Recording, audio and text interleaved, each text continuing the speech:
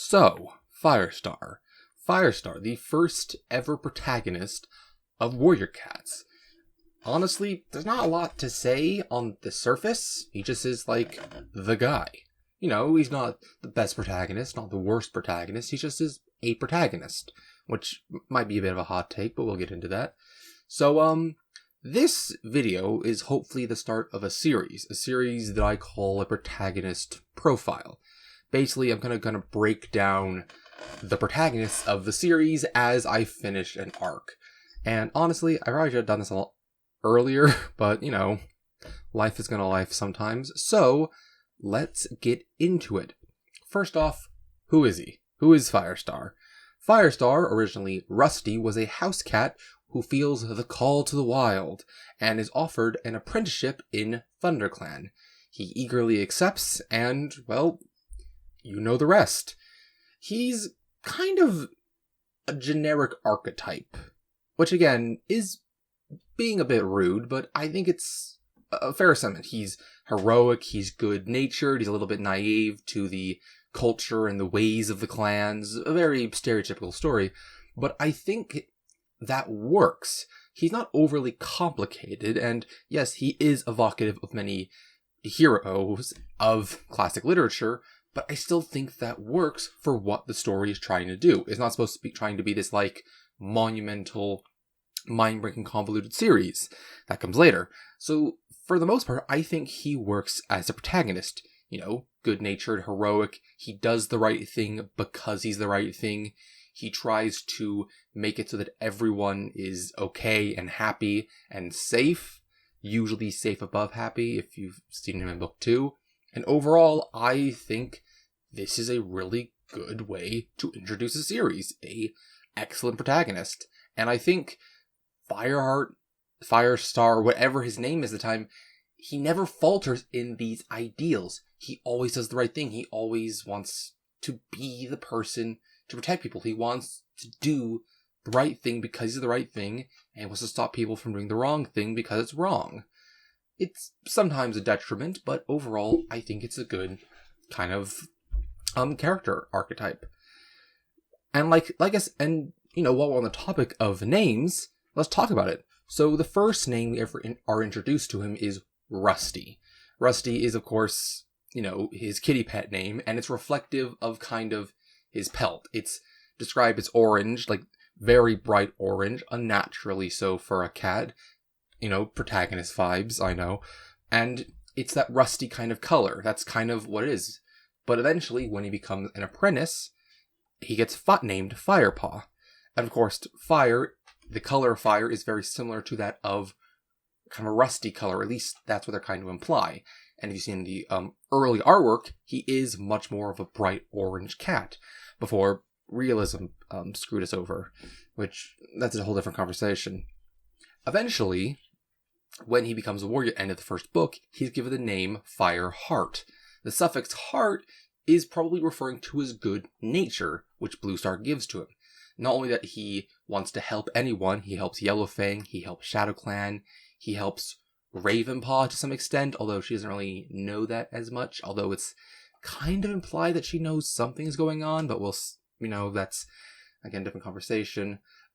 And overall, it's just reflective of his good nature. And that is true throughout most of the arc and the later series when he isn't the protagonist. Yes, there are some times when he falters, but he usually always tries to follow his heart. You see what it did there. And of course, eventually, he becomes leader with the name Firestar. Now, obviously, we all know the star suffix is given to those who are leader.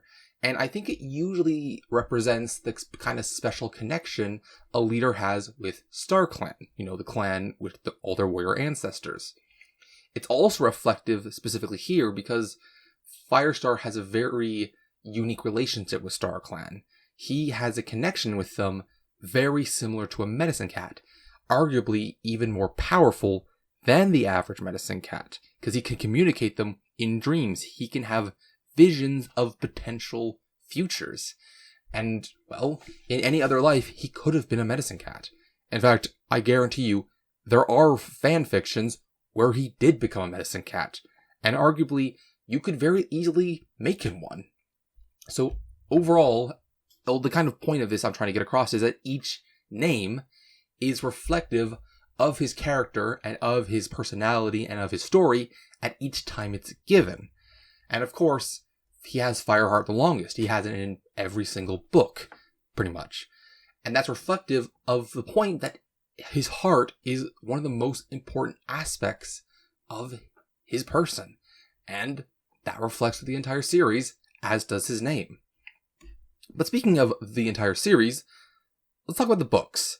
So, I just last video I talked about how I didn't really like the Medicine Cat perspective, but let's talk about his perspective specifically, sorry.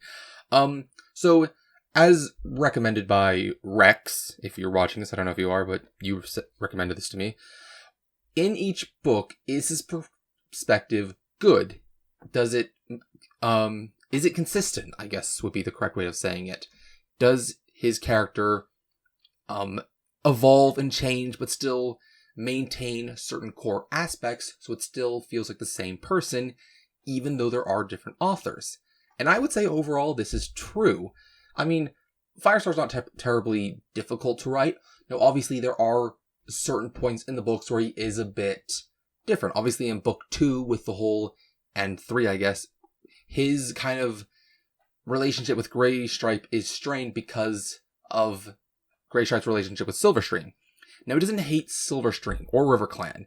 He wants to protect his friend. He knows that half-clan relationships are forbidden. He doesn't want his friend to get in trouble.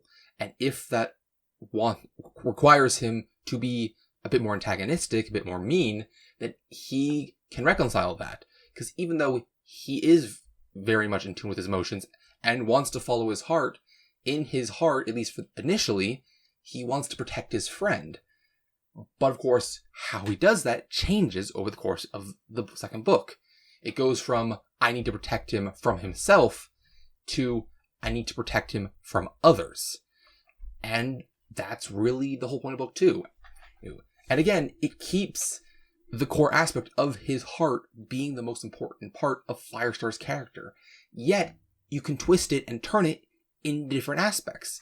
Same thing happens in book 3, when Princess gives him Cloud Kit. And of course his relationship with Cloud Kit in book 4, in book 5, in book 6. At first, he wants to protect him. He wants to raise him as a warrior. And then he has to kind of deal with the fact that maybe he doesn't want to be a warrior. And then eventually, Cloudpaw eventually says, okay, I'll be a warrior. And Fireheart, he's of two minds. He wants his nephew to become a warrior. He wants to have him in the clan, but at the same time, he's unsure of whether or not he wants to be. And instead of following Firestar Heart, he wants Cloudpaw to follow his own heart. And while, of course, he does struggle to reconcile this mentality, in fact, the whole book's pretty much dedicated to him discovering whether or not he should allow Cloudpaw to choose his own path. At the end of the day, he does learn that while he can follow his heart, other people must follow their own hearts. And if he can help them follow their own hearts, he should. I think that's really important. And of course, the whole Blue Star situation is going on. His relationship with Blue Star is, of course, increasingly strained after he becomes deputy. And yet, he still follows his heart, even if that means breaking Blue Star's trust, breaking the rules. He wants to protect people, and he wants to follow his heart, and he does that time and time again. He does it with Wing Clan, he does it with the Shadow Clan cats, he does it with even rescuing Cloudpaw. He puts his heart and what he knows is right, even if it is right, and it breaks the rules, he'll still do it. This is kind of even the case in later books when he's leader. Obviously, the older he gets, the less he wants to just act impulsively and wants to be more impartial, but he still knows what the right thing to do is, and that's still true here. And of course, when he eventually becomes leader, yeah, he has to be more impartial and more reserved, I guess would be the correct way of putting it. He still wants to be a good person. He wants his heart first. He helps Graystripe save his children. He wants to protect Bramblepaw. He wants to protect Tawnypaw. And he wants to put ThunderClan even more on his shoulders than he already has. And I think it's really impressive. I think that him showing how much he cares through all the books is impressive.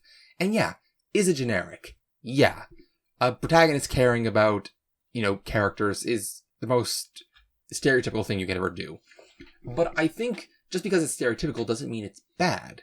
And for the most part, I think it actually is really impressive how much he cares, even when things do not go their way, even when people die, even when he suffers, because he suffers a lot, so much. He will still maintain that good-hearted nature, even when he's put through the ringer. And that is absolutely impressive. But if, his good-hearted nature is consistent throughout the entire arc, does that mean he doesn't have a character journey? Well, he does have a character journey. Him becoming leader and, ascending through the ranks is his character arc. First, he starts up as this very naive house cat. Then he becomes an apprentice, learning the culture, learning how everything works. He's not good at it. He's not, amazing at it. He learns as he progresses. And even in later books, he's still learning. He always is learning. And that's incredible for his character. He never stops learning new things and learning how to be a better warrior and eventually a leader and deputy. To further, he also matures over the series. Obviously, he grows up. He goes from a child to a teenager to a young adult to an adult and eventually a leader. He progresses. He grows older. He learns. He matures over the course of the entire series. And of course, as he matures, he does change a bit. Obviously, like I said in book 4 with Shadow Clan cats, that of course is a very weird situation. Obviously, he does care about them, but he's at the same time, I need to regulate how much I care. I still do, but I need to be selective of how I utilize that. And by the end of book 6, again, he still cares. He always cares. But he has to be more willing to listen to other people. He confides in Whitestorm a bunch. He confides in his friends, his medicine cat, Cinderpelt. There's all this learning to, while he listens to his own heart, he also has to listen to other people and what their hearts say. And how can he guarantee to be the best leader he can be? He can't do it by himself. That was the downfall of what Blue Star eventually succumbed to, is that she could not listen to other people. Mainly because, in her defense, she had been hurt so much by people she had trusted. And Firestar, he knows this. He knows that sometimes you can, people you trust can betray you, or people you don't want to trust can betray you.